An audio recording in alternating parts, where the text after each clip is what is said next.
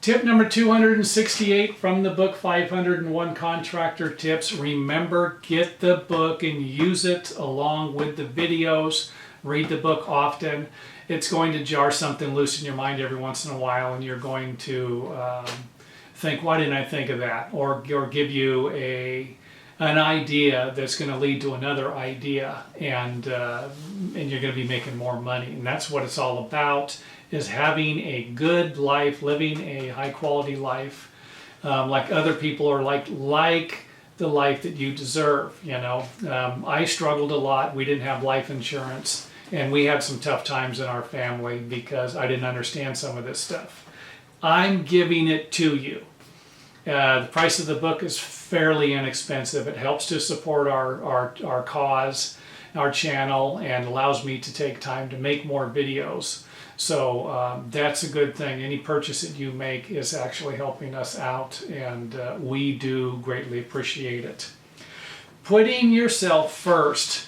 This is a big problem I noticed with some contractors. They go to work for somebody, and that person makes more money than they do. Or they're working for a general contractor, and the general contractor makes more money than they do, or has more things. You know, I worked with a guy who made a lot of money, and he could never make enough money. If he made $200,000 a year and someone else made $201,000 a year, it drove him nuts. I mean, you could be a licensed you could be a professional. You could be a doctor, a lawyer, somebody who went to school for 12 years. You could have a PhD in something, and he didn't look at you as any more qualified for your job than he was for his. And if you were getting $200 an hour, he should have got $205 an hour. You cannot. This man was obsessed with what other people made constantly.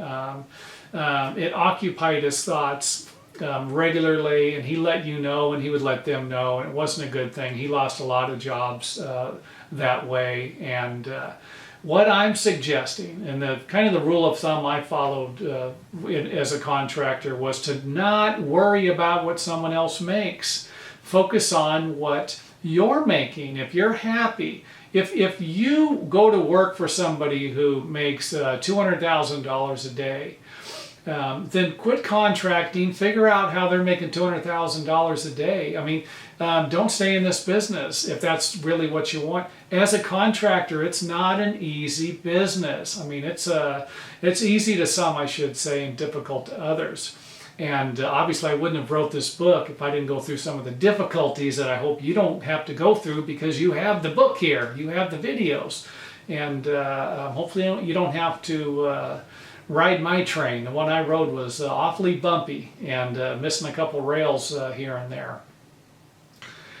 So don't get caught up in what someone else makes. Don't get caught up in someone else's lifestyle. Don't let it eat you away. And that's really the true message I'm trying to send out here, is don't let something like that dictate your behavior.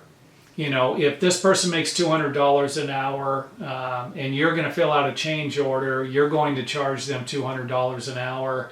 You know, no, you can't do this, or you're going to lace them away because they have more money.